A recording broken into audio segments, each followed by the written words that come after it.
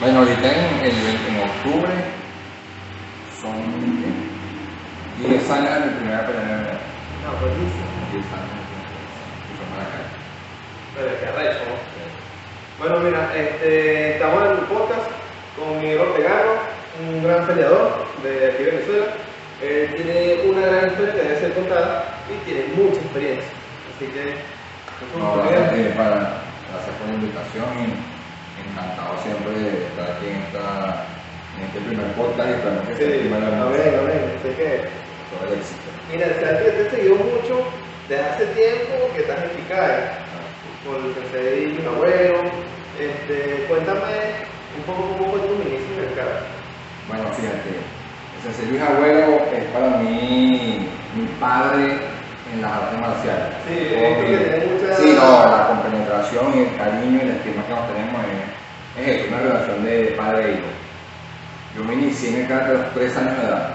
Mi mamá me llevó, mis padres, los dos me llevaron ella trabajaba cerca del dojo y siempre pasaba por enfrente del dojo y yo me quedaba mirando el dojo, hasta que un día me llevó y me empecé y el Sensei Luis me recibió y comenzó mi camino en el karate como tal.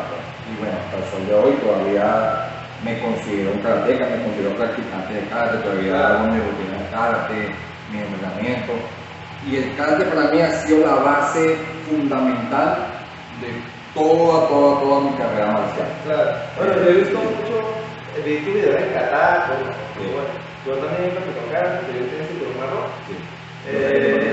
No llevo toda la vida en eso, pero en eso, Es un estilo de vida, es algo que mira, cuando uno ama, uno sí, es para toda la vida. exacto. Por lo menos nosotros que tenemos años ya, Sí. tenemos toda la pasión de eso. Y cuéntame, ¿tu mamá te metió aquí en el karate fue porque eres un niño tremendo? No, tenía que llevar muy tranquilo. Bueno, mi mamá me dice que yo muy tranquilo. Y en el karate también siempre fue un chamo tranquilo. Muchas veces a los niños así que son muy revoltosos, Sí. muy criados, los mandan para el karate. Y eso ha sido siempre una característica de mi sensei. Que siempre los niños que dan problemáticos, no, anda para el sensei Luis que se los acomoda. Y dicho y hecho, siempre los acomodaba.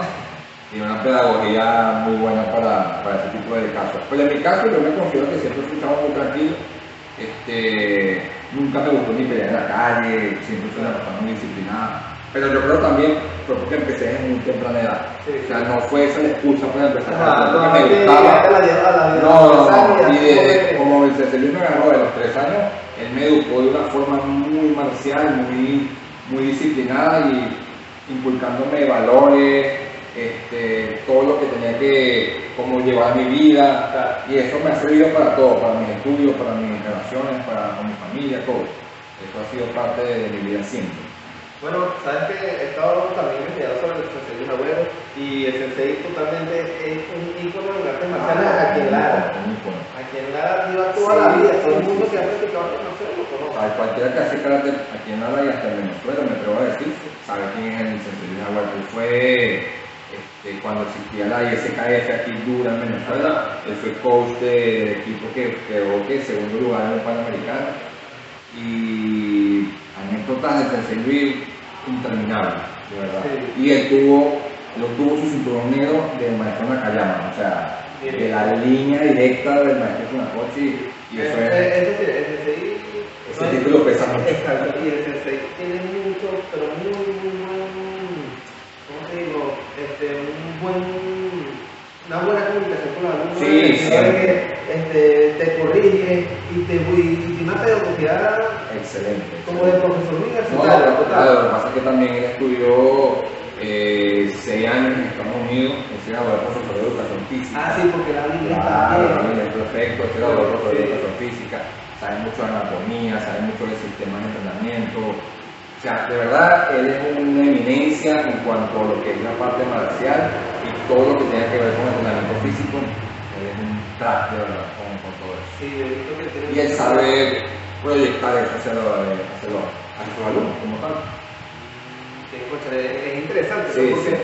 he tenido la oportunidad de entrenar con varios senseis, tanto como en Valencia y en Caracas, y no todos tienen una misma pedagogía. Hay muchos que les falta un poquito más, pero de verdad he visto que José tiene esa pedagogía como si fuera un profesor universitario, tal cual dando una clase a nivel universitario. Tal cual, yo creo que es mejor, por eso es que en esos tiempos cuando estaba el equipo de Venezuela fuerte de esa organización, él era el coach, él era el entrenador principal de tanto del equipo de pelea, del equipo de kata, y viajó por todas partes del mundo, estuvo en Japón, estuvo en Estados Unidos, estuvo en mundiales, panamericanos, o sea, una trayectoria de verdad impecable. Sí. Y hoy día se encuentra en España, con todo esto de la pandemia está un poquito complicado dar clases, pero próximamente ya va a abrir su dojo en España y un nuevo capítulo, pues, por así decirlo. Claro. ¿Y has tenido la comunicación con él? Sí, claro, siempre estoy en comunicación con él, con su esposo, con su hijo, claro, somos como familia, ¿verdad? O sea, una relación diferente, va más allá de una persona que te dio clases, es una persona que he visto toda mi vida, no tengo recuerdo en mi vida que no sepa de él. Y entonces siempre estamos en comunicación, siempre espero en algún momento volver a reencontrarnos y volver a entrenar, que yo vaya a España, que vuelva a venir para acá de visita, lo que sea, pero vamos, poco a poco. Sí, es interesante. Es que la vida nos volverá a encontrar. Sí. No, pero ¿qué tal? Son historias que son No, de verdad. increíbles que poca gente sabe. Sí. Y siempre he dicho que Venezuela tiene nivel en artes marciales. Sí, mucho. Yo creo que a nivel mundial. Sí. De hecho, cuando el karate es una disciplina donde acá han salido campeones mundiales, tanto en kata, Antonio Díaz, en su época Giancarlo Peña, que fue campeón mundial de combate. Ahorita hay una nueva camada de practicantes de karate muy buenos también, que van ya clasificados a las Olimpiadas. Y siempre, yo digo a nivel mundial, siempre está en un top 10, está Venezuela. 100%. Sí, claro. Por lo menos un top 10 está. Cuidado en lo menos. Sí, Siempre está. por lo menos prevalece un top. Top 10. Yo me he desconectado un poco de las competencias como tal de karate, pero siempre sigo la carrera de la no UFC. siempre está dependiendo. Claro, depende de cómo estamos a nivel mundial y opino eso, siempre estamos entre los primeros. Sí, claro. Bueno, y cuéntame una cosa, después que tú entraste en el mundo del karate, cuando estás chamito, ¿cómo fueron tus exámenes? O sea, ¿cómo se te hicieron todos los exámenes cuando llegaste? Porque no es lo mismo un examen de escuela o estudio que un examen de arte marcial. Sí, 3 veces más grande. Sí, yo recuerdo mucho mi examen para marrón. Yo estaba en azul y tocaba el examen de marrón y pasar para marrón en nuestro dojo era peor que pasar para negra. Yo tenía en ese tiempo, no sé, 12 años, 11 años aproximadamente. Era un niño, estaba pequeño. Y recuerdo que ese examen era muy rudo y pedían un kata, que era Teki Chodan, para hacer el kata para pasar para marrón, y tenías que hacer la posición perfecta. Entonces tú te concentrabas mucho en esa posición y te exigían mucho que si no hacías la posición correcta no ibas a pasar. Y era una presión muy ruda para tu pasar para marrón, pero nunca, gracias a Dios, nunca fallé ningún examen, todos los pasé como era. Y luego de eso, a los 13, hice mi examen de negra.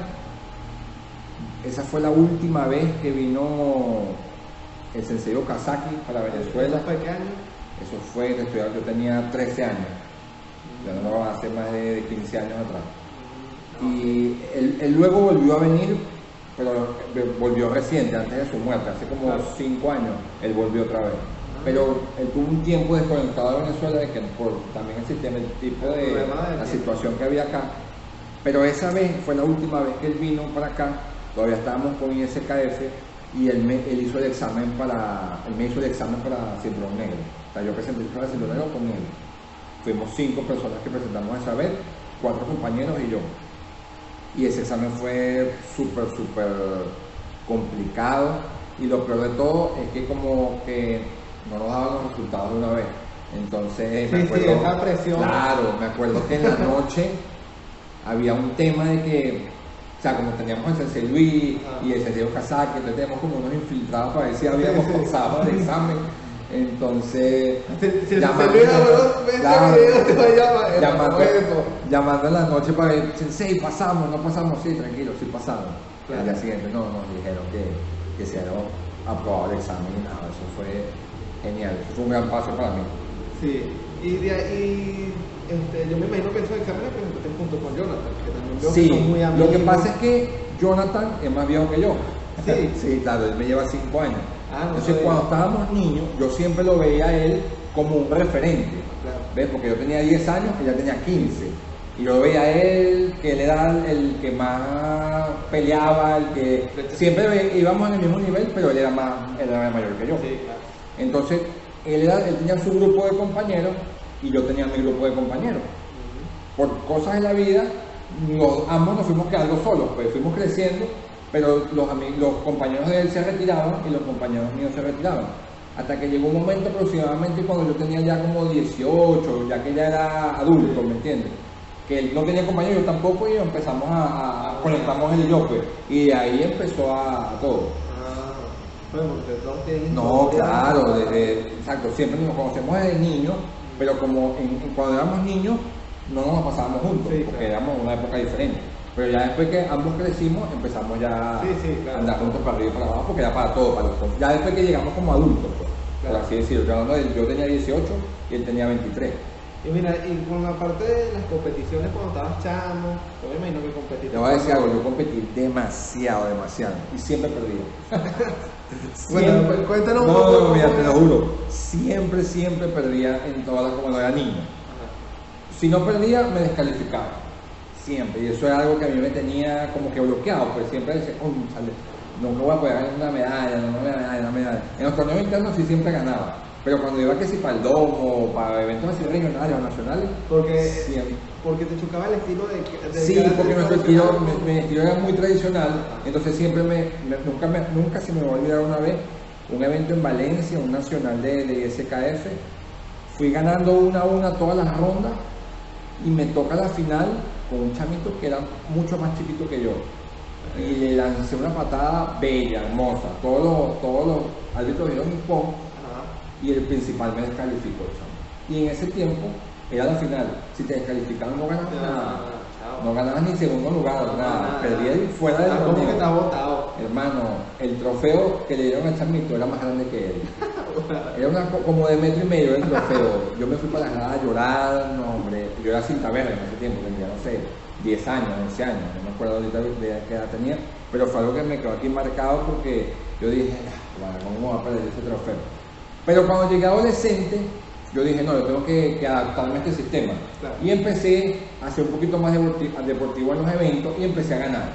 Y ahí me empezó a gustar el punto y pare, y fui marcando más puntos, fui entrenando de una forma diferente, y empecé a ganar. Claro. Tanto así que cuando entré a la universidad fui para Jubilee 2 veces, quedé tercer lugar en el 2007 cuando fueron en Mérida, ¿En qué universidad estudiaste esto? en la Chucho, en la Fermín. Ah, en la Fermín ok. Toro. Ahí yo estudié y me gradué, ¿Te graduaste de qué? mantenimiento mecánico, ingeniería. Ah, Y el sensei que era coach de esa universidad era el sensei Domingo Aldana. nada, Sí, barato. y compartí mucho tiempo con él, como los entrenamientos lo hacemos con él. Fui para allá y compartí con él, fue un gran sensei, aprendí mucho de él de la parte competitiva de lo que eran los topes, los open, todo eso, de lo que eran a nivel universitario. Yo tenía 17, 18, yo entré a la universidad a los 17 y sí, tenía como 18, 19 años cuando estuve más activo competitivamente, por así decirlo. Y cuéntame, a ver, ¿cómo fue tu relación entre los estudios y los entrenamientos? Sí.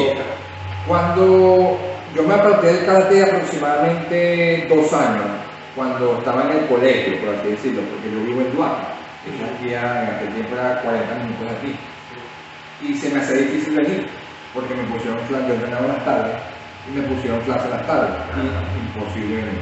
En ese tiempo entrené con unos compañeros allá en Duarte, pero me aparté totalmente del dojo, del karate, de la disciplina, de todo.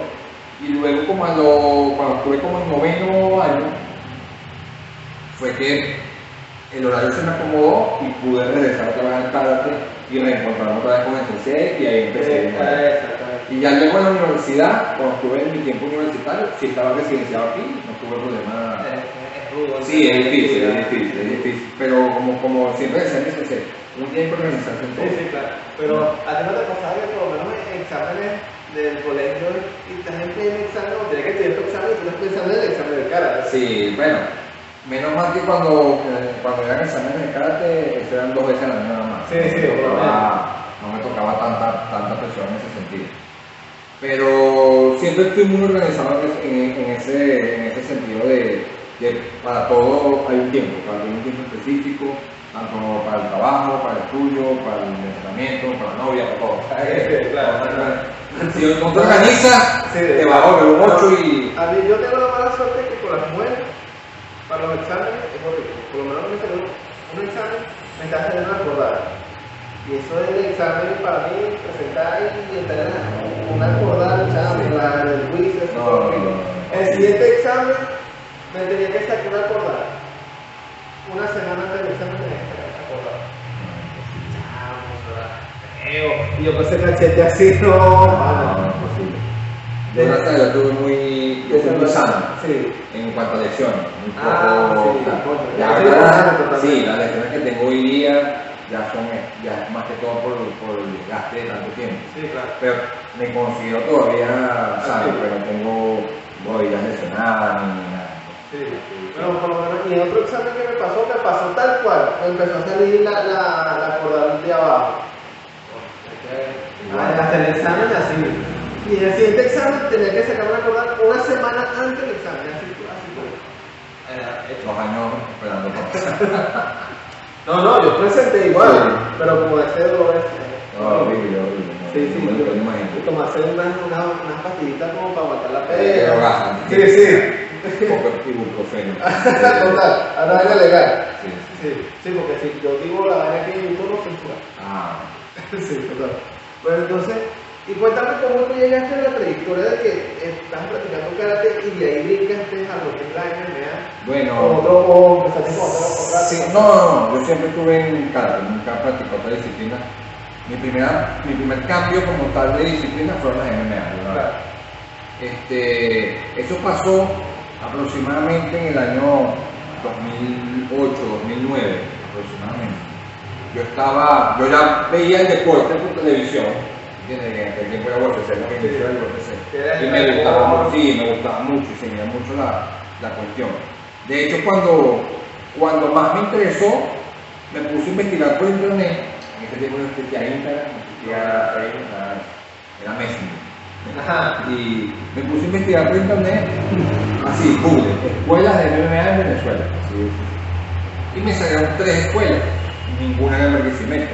Había una en Caracas, que era Venezuela Top Team, había una en Maracay, que era Venezuela Jiu-Jitsu Team, y había una en Valencia, no me acuerdo el nombre. Estaba la escuela también del maestro Romelán, también en Maracay. Sí, también, mucho tiempo. Y entonces, habían esas 4 y yo decía, bueno, no me queda de otra. La que me quedaba más cercana era la de Valencia. Yo hasta me planeé, como tenía un carrito en ese tiempo, yo dije, yo quiero practicar esto, me gustaría como que intentarlo, a ver qué tal. Y así sea una vez por semana me voy a Valencia y entreno y me devuelvo, por mi pueblo.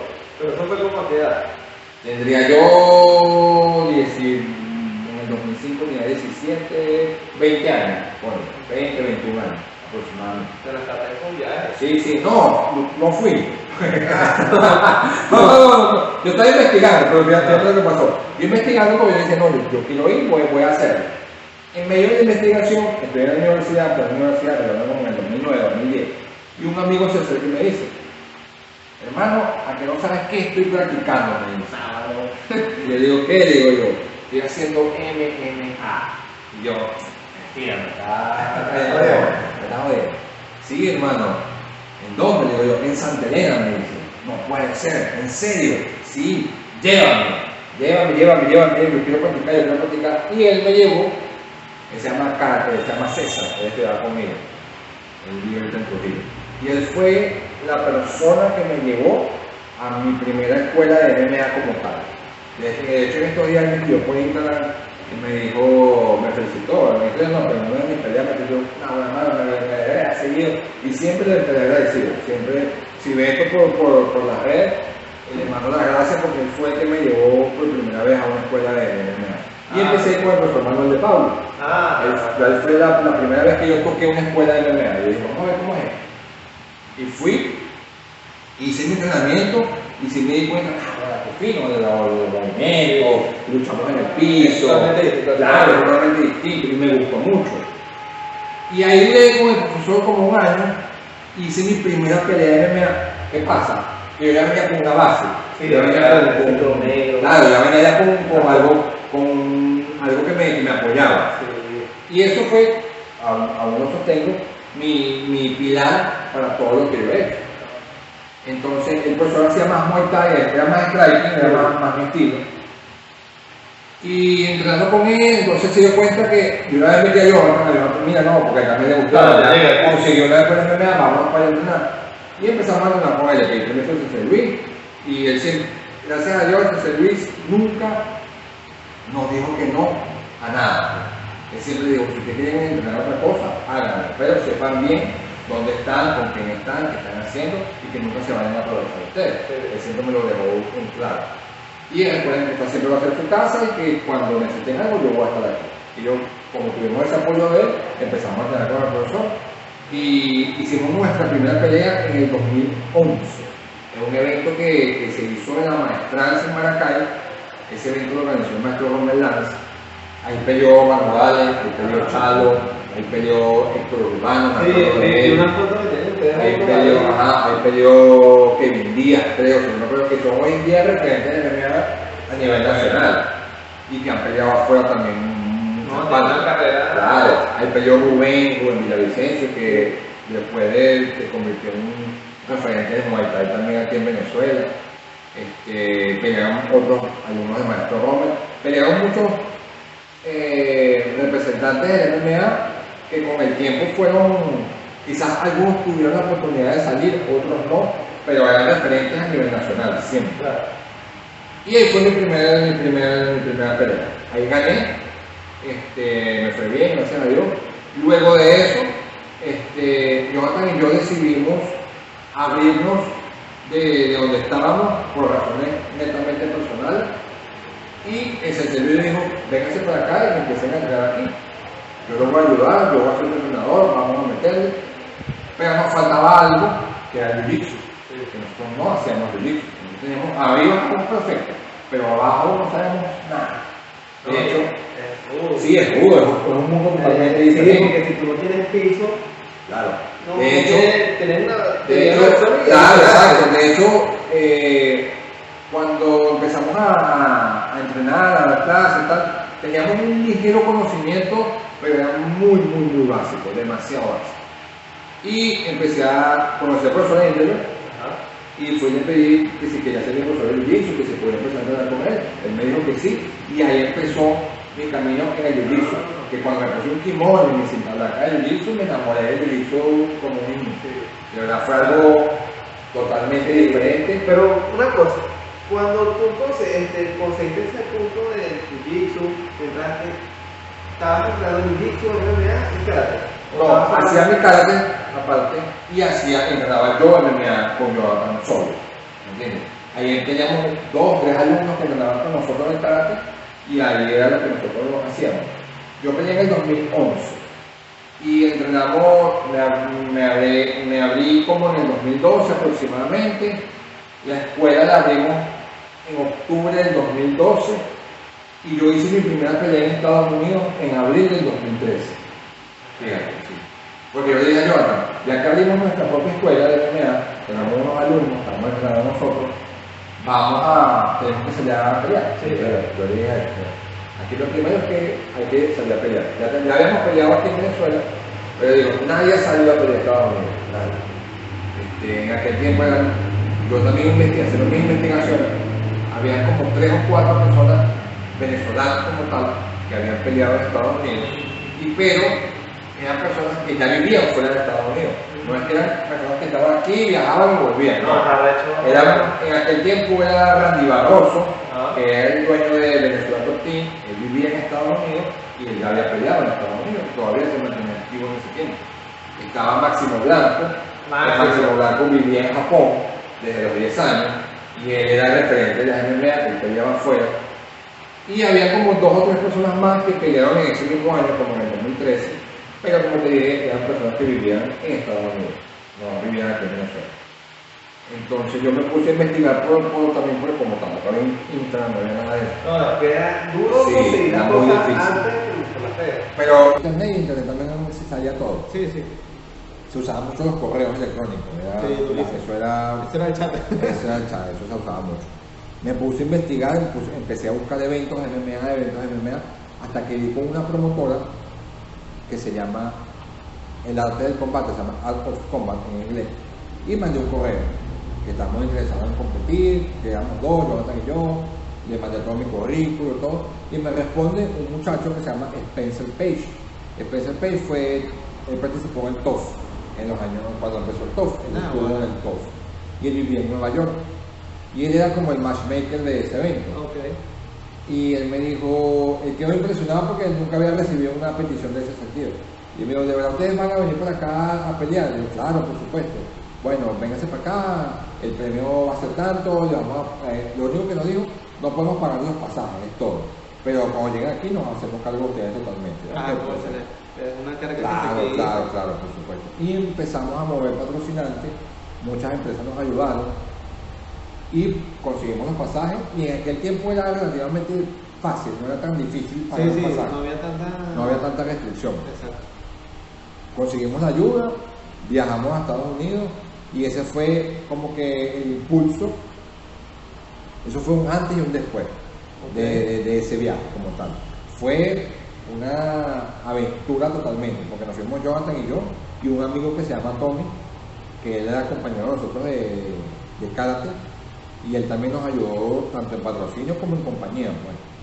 Y él se fue con nosotros a ese evento, y de éramos tres locos de acción. Sí, total. Totalmente. A Nueva York, a una ciudad que no conocíamos, no manejábamos tanto el inglés en ese tiempo. No existía Google Maps. No existía Google Maps, era GPS ese carro. Y llegamos al sitio, bueno, aquí es. Y cuando el Señor nos recibe, bienvenido por la puerta grande, nos metimos en la película, pues no. Llegamos al llegadero, aquí fue. Pero antes de eso, por lo menos cuando ustedes entrenaron aquí para poder ir para allá. Claro, 100%. El CC Luis nos preparó para esa pelea. Ok, fue ese CC Luis. Sí, el CC Luis fue netamente nuestro preparador para esa pelea. Y por lo menos para la parte del jiu-jitsu que no llevábamos. Nada. No hicimos ningún tipo de preparación de jiu-jitsu. Cero preparación. Teníamos un conocimiento básico de jiu-jitsu. Claro, teníamos un conocimiento muy básico. Pero a la hora de hecho, yo esa pelea la gané con guillotina. Yo esa pelea la gané con guillotina. O sea, teníamos un conocimiento muy básico porque ya habíamos hecho MMA como durante un año. Nos sabíamos algunas llaves, algunas defensas, pero no teníamos jiu-jitsu como tal para esa pelea. De hecho, Jonathan perdió con una llave y yo gané con una llave. Entonces, eso fue también para mí un choque difícil, porque nos preparamos mucho para esa pelea. Fueron como 4 o 5 meses de entrenamiento duro, la parte física también le dimos muy duro. Pero todo el ensayo y error también. Porque sí, es primera vez. Fíjate, hoy en día prácticamente todo está escrito. Hoy en día los sistemas han evolucionado mucho. Todo se conseguió. Empezando los sistemas de entrenamiento, los sistemas de alimentación, cómo debes comer antes de la pelea, cómo debes comer los días previos de la pelea, cómo hacer los cortes de peso. O sea, todo eso es una ciencia hoy en día. En el año 2013 no estaba tan avanzado. Y segundo, el conocimiento que nosotros teníamos era netamente técnico, por así decirlo, porque teníamos al Sensei Luis.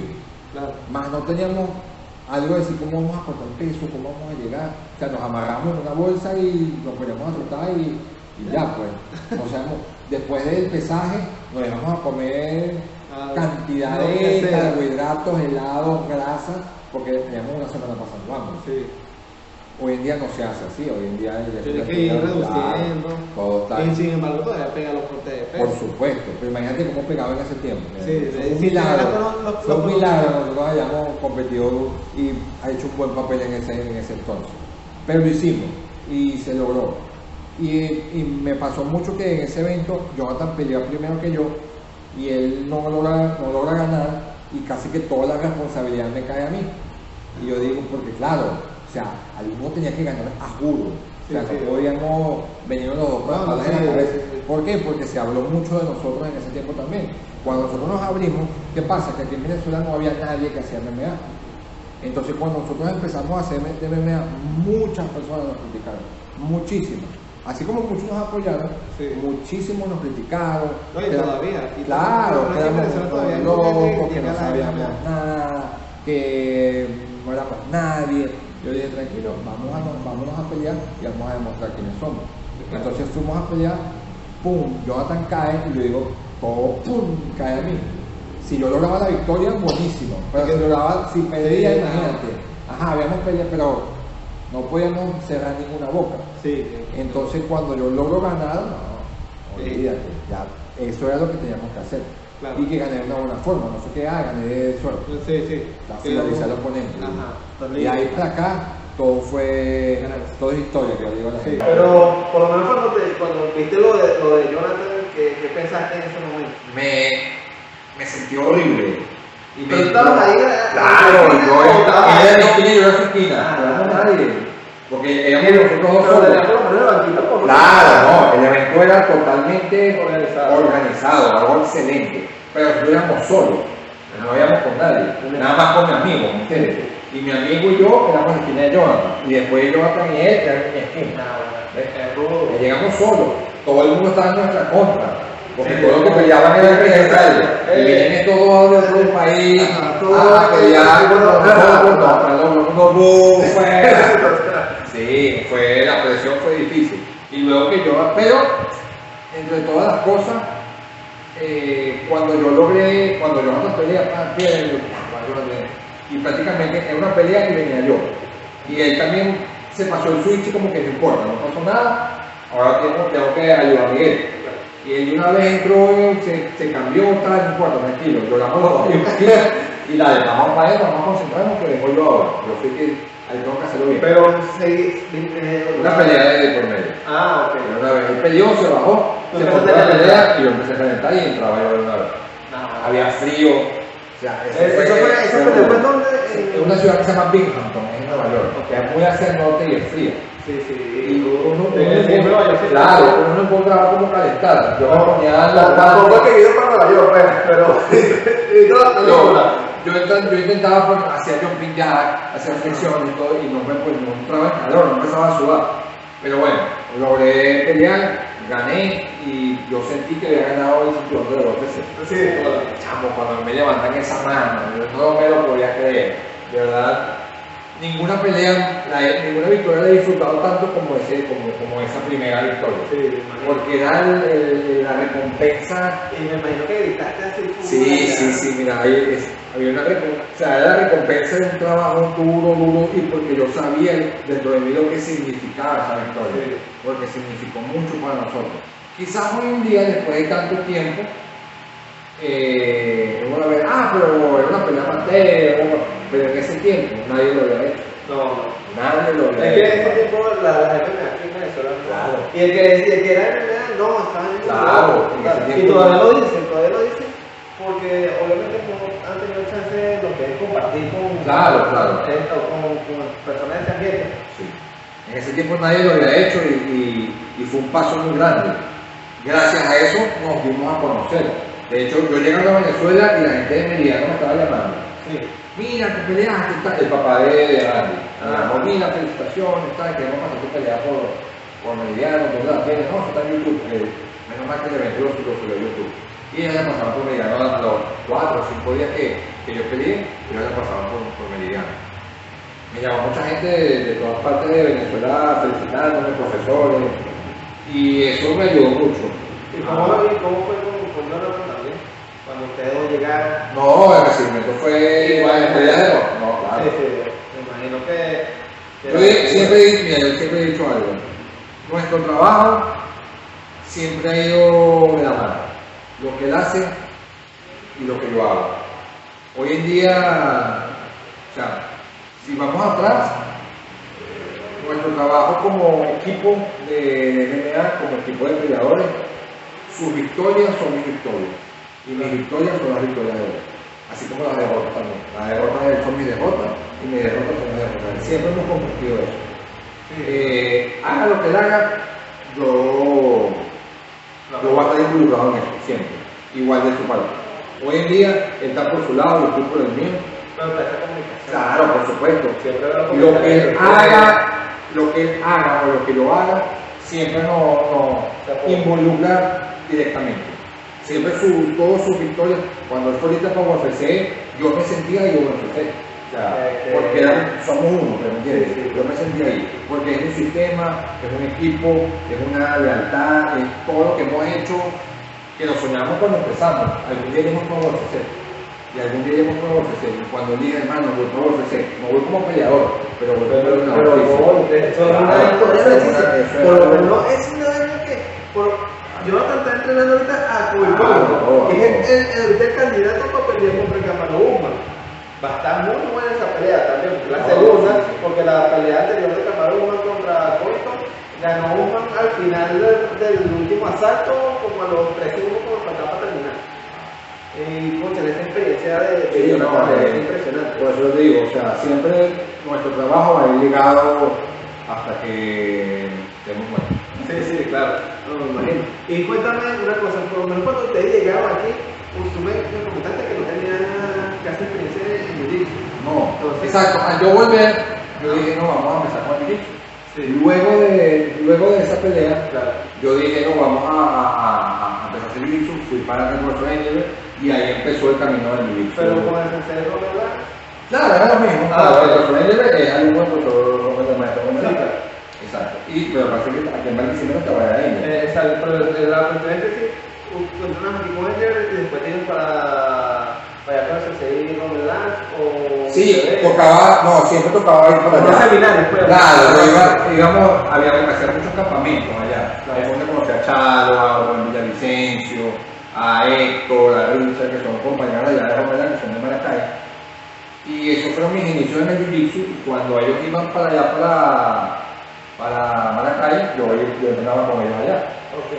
Y cuéntame, por lo menos en la experiencia que tuviste compartir con Chalo, con Omar, que estuvieron practicando ahí. Sí, claro, sí. ¿Cómo fue esa experiencia? Bueno, fíjate, cuando yo no conocí a Omar y Omar estaba antes en MMA Master, eso fue en el 2015. Y yo le dije, yo estaba en otra academia allá en Estados Unidos que era de Puerto Rico, que era con Religion Gracie. Y me separé un tiempo de esa academia. Y yo lo llamé, ¿cómo se llama? Sí, ven para acá, y me invitó para allá para el Master. Mi primera clase en el Master allá fue con Omar, me invitó para allá. Y ahí lo conocí, me tuve una foto con él. Siempre ha sido súper pana, súper humilde. Y le gusta mucho entrenar. Sí, por lo menos he visto la entrevista que le han hecho. Sí, claro. Pero siempre es un gran artista marcial. Sí. Y luego cuando volví a entrar en el Master fue por Alberto. Omar se había ido en el Master, pero estaba Alberto Monte. Alberto Monte es mi compañero de aquí de toda la vida también, de jiu-jitsu. ¿Ves?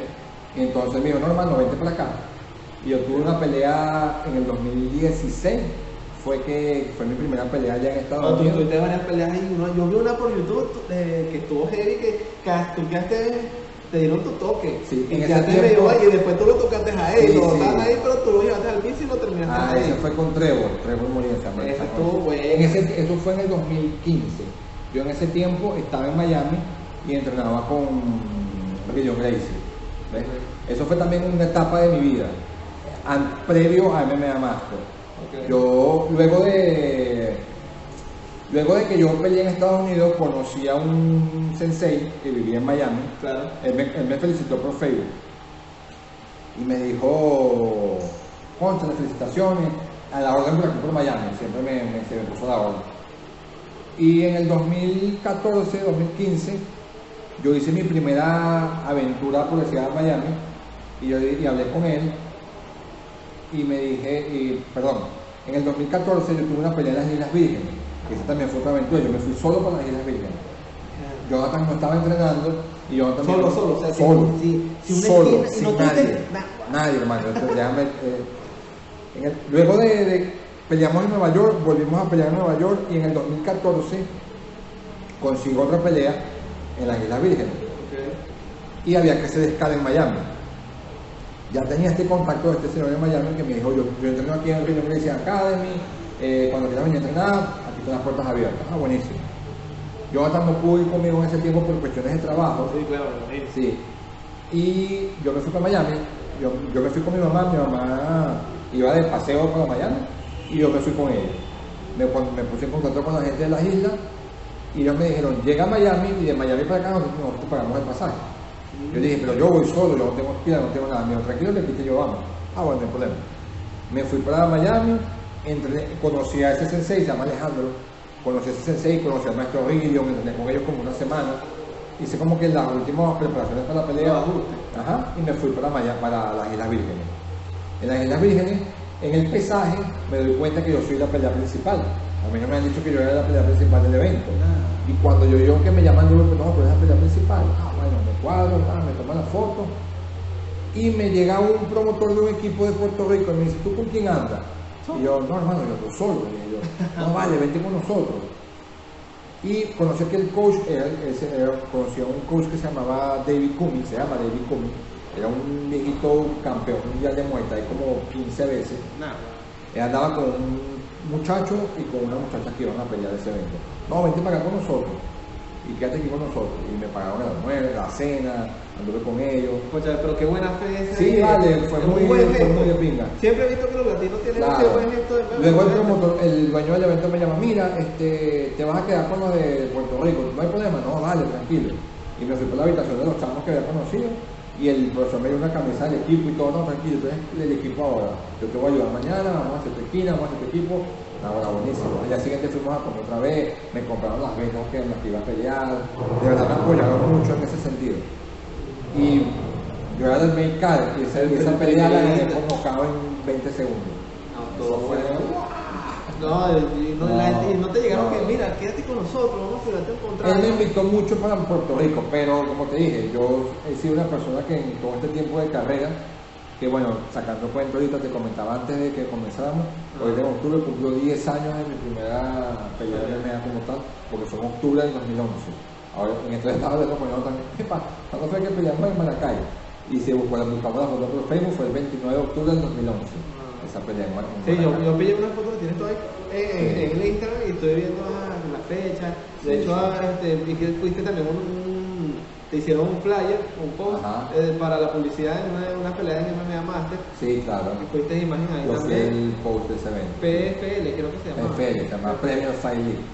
Es un evento que es de la academia y que ahorita lo hacen cada 2 meses, hacen un evento. Sí. Y son eventos que son buenos, son eventos amateur, y son eventos que, lo que pasa es que en Estados Unidos, tú a juro, para ser profesional, tienes que tener 5 peleadas amateur.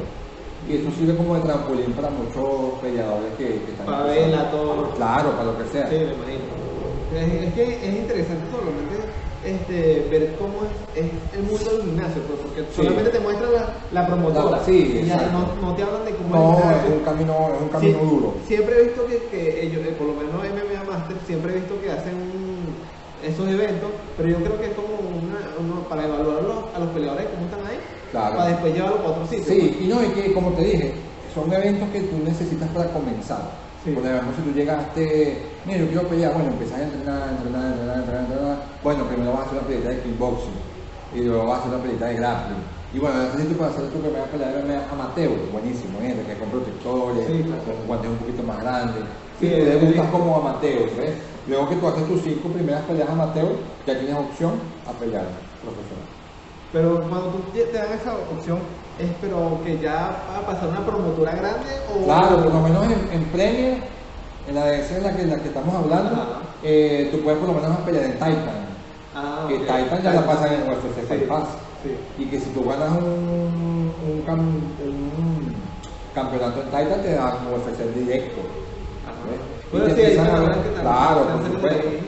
Y ahorita hay mucho con esto de Danaway Contender Series, que cuando tú ganas campeonatos así en ligas menores, te dan una pelea de eso. Y que ahorita los managers están buscando mucho, esa es una puerta hacia UFC. Es lo que estaba viendo últimamente, de que hay más facilidad, ¿no? Como antes. Antes era muy difícil, ahorita hay mucha más facilidad. Y que hay otras promotoras, por lo menos ahorita Combate Global, que está participando ahorita muchos peleadores aquí, está Sergio Costa, que es de aquí de Venezuela, Alberto también peleó en esa, hay varios de la academia que están peleando ahí también, y 1, están pagando bien, 2, la están haciendo, cada 2 meses están haciendo un evento, que eso es muy importante para un peleador, mantenerse activo. ¿Por qué? Primero, estás ganando dinero, porque la vida del peleador es muy difícil cuando tú estás empezando. Porque, cuando consigues una pelea en UFC por $100,000, buenísimo. Pero nadie ve las primeras. en donde te ganas 1000, donde te ganas 2000, que no te sirven de mucho y que tienes que prepararte 2 y 3 meses, digamos, sin trabajar. Comida. Tienes que gastar comida, la renta, los gastos. En Estados Unidos todo es gasto. Sí. Entonces, para tú ir a pelear una vez por $1000, entonces no te cuadra Entonces, esta promotora está pagando bien, está haciendo eventos cada ratito y sirve para que los peleadores vayan surgiendo, porque a juro. Ahorita los peleadores creo que tienen más nivel. Claro. Más nivel en el sentido de la parte técnica, no veo tanta marranera como No, lo que pasa es que el deporte ha evolucionado mucho. Sí. Desde hace 10 años para acá, el deporte ha evolucionado Sin mucho. embargo, pienso que todavía hay peleadores que les falta un poquito más de técnica. Como todo, tú siempre vas a ver peleadores buenos, peleadores más o menos, peleadores excelentes, peleadores malos, o sea, siempre lo vas a ver. Sí. Todo va a depender de cada individuo. Y me imagino que todo ese tiempo que peleaste allá afuera, te regresaste a Venezuela. Sí, yo siempre iba y venía, nunca me quedé. Sí, siempre te diste que estabas en ese nunca tomé la decisión de quedarme fijo. Quizás si me fuese quedado fijo, hoy en día la historia fuese otra. Sí, claro. Pero nunca tomé esa decisión por mi familia. O sea, yo tengo mi familia aquí en Barquisimeto y mira, muchos de mis compañeros me han dicho que no te vayas, quédate aquí, sigue tu sueño. Además, yo siempre voy a seguir lo que mi corazón digo, ¿entiendes? Nunca me voy a alejar totalmente de mi familia. Quizás hoy día que me arrepiento, no me arrepiento. Todo ha pasado por algo, todo tendrá su momento, todo tendrá su tiempo. Sí, exactamente. Pero por lo menos cuando tú te regresaste de afuera, tuviste ese ranking y eso, empezaste a realizar eventos aquí en Sí. ¿Cómo fue esa experiencia? La primera vez que yo peleé en Estados Unidos, en Aaron Combat, me llamó mucho la atención eso de los eventos y bien podemos organizar uno. Y hubo un señor que se llamaba Ernesto, que tenía lo que era Predator. Y él nos dijo, vamos a organizar unas peleas de MMA. Yo voy a hacer un evento, que él hacía la motoconvención. Y yo quiero meter un evento de unas peleas de MMA. Pero ¿cómo tú lo conociste a él? ¿O fue qué casualidad? Él me llegó al gimnasio y me dijo, preguntando sobre el MMA. Y él era fanático de la MMA. Y era como que un sueño también que él tenía, porque a él le gusta mucho hacer eventos. Sí. Él es un organizador de eventos. Es que a todos esos eventos que tú lo hiciste yo fui. Claro, él es un organizador de eventos y me dijo, mira, yo quiero hacer unas peleas en mi evento. Y yo dije, bueno, nosotros te podemos brindar toda la logística de las peleas. No sé qué vas a hacer con tus motos, pero lo que es la pelea, nosotros te podemos ayudar. Sí. Y lo hicimos, ese primer evento, hicimos una copia fiel de lo que habíamos visto allá en Estados Unidos. Yo creo que eso fue lo que marcó diferencia de los otros eventos a los que han hecho aquí en Barquisimeto. Barquisimeto en Venezuela, me atrevo a decir. Porque aquí en Venezuela yo no veo que tengan un espacio especialmente para eso. Claro. Por lo menos yo me acuerdo que, ¿sabes? Cuando yo fui, creo que fue BFC. Eso lo hicimos nosotros netamente. Bueno, nosotros empezamos a ver nada más. Primero, ese primero que hicimos, fuimos como colaboradores, por así decirlo. Pero no como BFC oficial. No, eso no era BFC, eso era Predator Fighting, era eso. Y nosotros éramos como decir las mentes detrás de la logística. Mira, cómo son los peleadores, dónde se van a quedar, busca las aulas, el número de las peleas, los árbitros, las cuestiones, los jueces. ¿Y las aulas cómo hicieron para conseguir? Esa fue con el profesor Juan Carlos Hermida. Que tiene una. Claro, él tiene una. Y él también nos sirvió de árbitro esa vez. El profesor Juan Carlos Hermida también es una persona de la cual yo siempre he respetado mucho, porque él es pionero en las MMA y pionero en hacer las cosas bien, por así decirlo. Claro. Él siempre ha querido hacer las cosas como se deben, él siempre ha buscado la forma siempre de superarse en cuanto a la parte de reglamentación de las MMA. Él siempre ha buscado, porque fíjate, pasaban en esos tiempos, las peleas que hacían aquí en Venezuela no valían de nada. No. O sea, eran netamente peleas como un evento privado y ya. En cambio, el profesor Juan Carlos, él hizo su asociación de MMA y las peleas que tú hacías, donde él trabajaba como árbitro y con sus jueces, tú se las podías validar en los rankings internacionales, ¿entiendes? Okay. Por eso siempre nosotros tuvimos mucho en contacto con él y hasta el sol de hoy. De hecho, hoy pelea Carolina, que es una luna de ellos, estamos en Abu Dhabi, estamos peleando, sí. Debería también entrevistarlo. Cónchale, si me da la oportunidad, porque ya he dejado varios mensajes a peleadores y no me lo responden. Carolina es un excelente peleador. Sí, o también puedes hablar con el profesor Juan Carlos. Sí, todavía tengo una lista que dejó mensaje, pero no me respondió. Bueno, y entonces, esa copia, ese primer evento lo hicimos fiel copia de lo que vimos allá. Sí, la experiencia me imagino de la. Y fuimos perfeccionando, ese fue el primero que hicimos, luego. Fue en el Coliseo. Pero ese ya lo hicimos nosotros. Ese fue netamente usted. Cuando hicimos BFC. Ajá. Cuando hicimos BFC, sí lo hicimos netamente nosotros. Pero también, yo me acuerdo que también ese día estaba una bomba de Soncar también al lado. Claro, eso fue la FES. Ajá. Los de la FES nos dijeron que queremos meter también peleas de MMA. Y yo, bueno, déjame la parte del MMA netamente a mí. Y buscamos el octágono, buscamos los peleadores, buscamos patrocinantes. Esas de BFC estuvieron buenísimas. Sí, yo las vi todas, estuvieron muy buenas. Mira, eso fue un trabajo. Yo no dormí como 48 horas realizando ese evento. O sea, lo que fue el día previo al evento, en el día del evento, yo estuve full, de verdad que sí. Me imagino, entonces, pero también vi, o sea, la organización, colocaste el octavo justamente de las gradas, claro. Hiciste un espacio VIP, claro, donde estaba el sensei Luis Agüero, porque claro, me acuerdo cuando Richard Frías hizo el knockout, que está en YouTube. Claro. Es más, a Richard Frías también voy a entrevistar, ya me dio el chance. Que tiene una pelea el sí, ahorita en julio, julio. Entonces, vi que ese Jakobsuki que metió el sensei Luis Agüero unos saltos de pelotado, Sí, no, eso fue un tremendo evento, de verdad. De las personas que invitaron que dejaron pasar en la zona VIP, estaba el Luis Agüero, que otros se invitaron. Romelán, sí, lo vi por allá también. El de Judo, no recuerdo ahorita el nombre. El de el de Wolfpack. El maestro de él. El Sensei Armando. El Sensei Armando también lo quiere entrevistar, pero el Sensei Armando responde una sola vez a la cuarenta. Sí, creo que es de México ahorita, me dijo. Sí. No sé, es que tengo un rato que no hablo con él.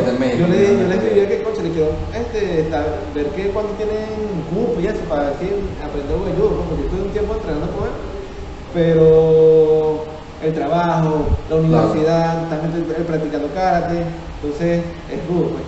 El negocio es complicado. Pero me interesa mucho la parte de cuando organizaste ese primer evento de BFC. ¿Por qué no lo pudiste? Yo sé que si sacaste una segunda edición. Sí, pero nunca se llegó a completar. Porque ¿qué pasa? La situación país no es secreto para nadie, que es difícil, ¿entiendes? A medida que han venido pasando los años, la cuestión se ha puesto un poquito más dura. Sí, verdad. Entonces, el secreto para tú hacer aquí eventos de MMA, te voy a hablar totalmente de MMA, no sé cómo se las otros eventos de otras disciplinas, pero por lo menos en el ámbito del MMA, el secreto son los patrocinantes. Sí. Entonces, tú tienes que tener buenos patrocinantes que sean ellos los que hagan el evento y que no estén esperando nada a cambio. ¿Sí me entiendes? Que lo hagan porque quieren ver su marca ahí puesta. Porque que lo hagan porque, por ejemplo, embutido fulano de tal. Yo te voy a dar a ti $1000 y yo quiero que el embutido fulano de tal aparezca en el medio del octágono. Y ya, eso es todo lo que yo quiero. Conseguir personas así es muy difícil. Nosotros lo hicimos en el BFC, en el primero.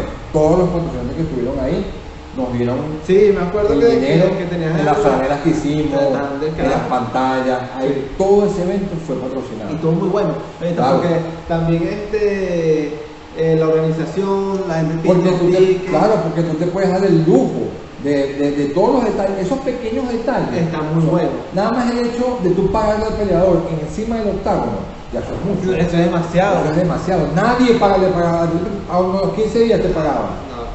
Entonces ya eso es mucho, que te pagaran en efectivo ahí, toma primer lugar, segundo lugar, toma, ya eso es demasiado. Por lo menos yo me acuerdo que por lo menos ese día de la pelea de Richard, yo estaba sentado con un grupito, porque yo fui solo para esa pelea, ese evento yo fui solo, Y yo fui, o sea, contra las MMA, yo fui para allá a hablar. Y bueno, me daban un video y yo le pregunté, ¿tú tienes que hacer así? Bueno, ¿con qué me ves tú? No, yo solo, le dije yo. Entonces, bueno, ya te estoy echando cuenta y no, pues. Y estaba la muchacha de ese grupito llorando, ¿qué va a pasar? Cuando Richard hace cuando viene Richard subiendo las escaleras y el hermano. Y yo, y ahí fue donde conocí a Richard y el pana de Richard. No, mi evento salió excelente gracias a eso, gracias a todos los patrocinadores que nos ayudaron en ese entonces. Luego de eso, viajamos, yo me vine, Jonathan viajó, entonces ya la cuestión empezó a ser un poquito más dura y no se conseguían ese tipo de ayuda para hacer ese evento. Claro. Y luego de eso se agudizó todo y ha estado difícil. Sí, no es imposible, pero sí se puede. También hay otro fenómeno, que todos los peleadores se fueron. Sí. Se fueron todos los peleadores y de paso se lograron a caer. Sí, exacto. Todos los peleadores se fueron y fue un poco difícil. La última que yo me acuerdo sí que fue de MMA como tal, fue la de Ignacio Judo. Ajá. Que fue ese todo bueno. Sí, ese todo bueno. Lo único que fue que estaban unos muchachos locos ahí que te estaban diciendo un poco de vaina de tu chamo, respeto y tal. No, a ver. Pasarlo también, uno no puede llegar al alcohol por MMA. No, es difícil. Tienes que tener un equipo de seguridad. Sí. Entonces tú estás viendo violencia, te pasas tú alcohólico, hay gente que se pone loca también. No, pero bueno, en cuanto a esto de la organización, yo siempre he sido partícipe de que uno, tienes que atender bien a los peleadores. Sí. ¿Por qué? Porque ellos son los protagonistas del evento. Bueno, de hecho, cuando yo fui a pelear, fui para un evento de Miguel, ¿te acuerdas? Cuando fue aquí en Willy. Claro. Que fue que iba a hacer la pelea aquí, que iba a pelear contra la banda de Alberto. Nos invité demasiado bien. Sí, porque ¿qué pasa? Que uno también es peleador. Sí, y uno sabe lo que quiere el peleador. Y tú sabes cómo quiere sentirse el peleador. Sí, exactamente. Entonces, mira, ese tiempo es muy inconveniente, no, mira, más así porque la va pasando por no sé, yo me acuerdo que estaba hablando con el hermano Alberto, que le dicen el burro, que le digo, podemos pelear, y el señor también. Pero ¿qué pasa? Que la semana siguiente teníamos, yo tenía una pelea de karate y él iba a pelear afuera. Entonces le digo, ok, y la gente está lanzándose botellas porque se volvió loco. Sí, exacto. La gente se volvió loco. Entonces, y si nos metemos botellazo, fíjate con la pelea del chavo, se metieron la gente a no meterse. Entonces, no, tienes razón, no sé. Y ahí quedaba, y siempre que me lo pongo, bueno, estaba aquí, pues, me lo puse a todo bien, así. No, yo siempre he sido super fan. Sí, super fan y siempre hemos estado y en contacto. también Pablo, de Valencia. Claro, Pablo, super casualidad y después del chamo, cuando vamos a entrenar. Sí, yo hablé con Pablo, que ahí fue donde conocí a Pablo, y Pablo y yo siempre quedamos una... Sí, no, Pablo es una persona él es otra persona que siempre ha estado dedicada al desarrollo de las disciplinas aquí en Venezuela. Sí. Tanto en Jiu-Jitsu, Muay Thai, MMA. Mira, de verdad que él incondicionalmente y a veces sin esperar nada a cambio, siempre buscando el desarrollo, llevar personas para afuera, que la disciplina crezca, que Venezuela suene en las ligas de afuera, él siempre ha estado ahí. Y ahorita estamos sonando. Sí, estamos sonando en sola, primero ya clasificamos a la Olimpiada. Claro. Omar Morales hoy día nos ha dado una puerta a una cantidad de venezolanos que aún estamos en este mundo y él es como que la punta de la lanza. Y entonces vamos todos porque ese es donde queremos ir. Está Roy, que Roy está en Estados Unidos también. Él tiene una pelea esta semana. Sí, creo que en 2 semanas pelea él. Está Roy, Calvera, está Sergio. Por lo menos Alberto yo sé que ya está encaminado para eso. Sí, Alberto está próximo a entrar. Sergio peleaba próximamente también en combate global, Roy también está a punto de pelear en otra vez, o sea, todos también encaminados. Entonces son personas que son buenas, son excelentes peleadores. Una trayectoria. Son excelentes peleadores. Por lo menos están ahí metidos en los papeles. Por lo menos tu historia, por lo menos no te pasa solo. Sí, claro, es otra época, es otra época, fueron épocas distintas. Hoy en día quizás hay más apoyo, hay más equipo, hay más tecnología, hay más formas de hacer conocer, pero como yo le dije a Jonathan, yo creo que el próximo año yo vuelvo a la arena, por así decirlo, porque no me he retirado totalmente. Bueno, Pasa que el año pasado tuve un accidente que me alejó del entrenamiento y ahorita estoy apenas ya casi 100% recuperado. Pues también me regresé para darme este año de descanso. ¿Esa lesión fue de qué? Un accidente de una moto. Ah. Un accidente en un desfile derecho, sí, un 70% roto. Y yo dije, estuve a punto de decir que ya no iba a poder más nunca pisar tatami, porque fue feo. Pero gracias a Dios me pude recuperar y ya hoy día ya puedo hacer sparring, rol, entreno, normal. Sí, claro. Entonces, nada, este año, lo que resta de año, estoy haciendo un papeleo, estoy renovando el pasaporte, estoy sacando el pasaporte, sí, estoy sacando el pasaporte europeo, estoy haciendo varias cositas personales. Lo que resta de año, terminándome de recuperar, porque por lo menos en Estados Unidos yo no me podía dar el lujo de descansar, porque hay un tiempo que tienes que estar activo, no puedes estar 2 meses en tu casa tirado. Entonces estuve pendiente de eso y no le daba descanso al tiempo.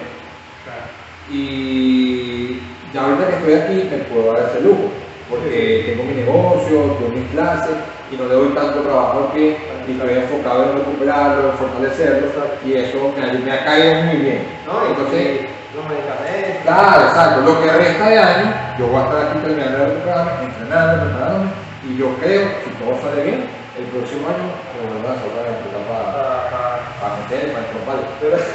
Pero tú vas a ir para otra vez para que me llamas. Claro, por supuesto, se me cae. Y tú hablas y has hablado cuando me la Sí, se me claro, De hecho, en este día cumplió año el maestro César, le mandé felicitaciones, le dije que por qué nos veíamos.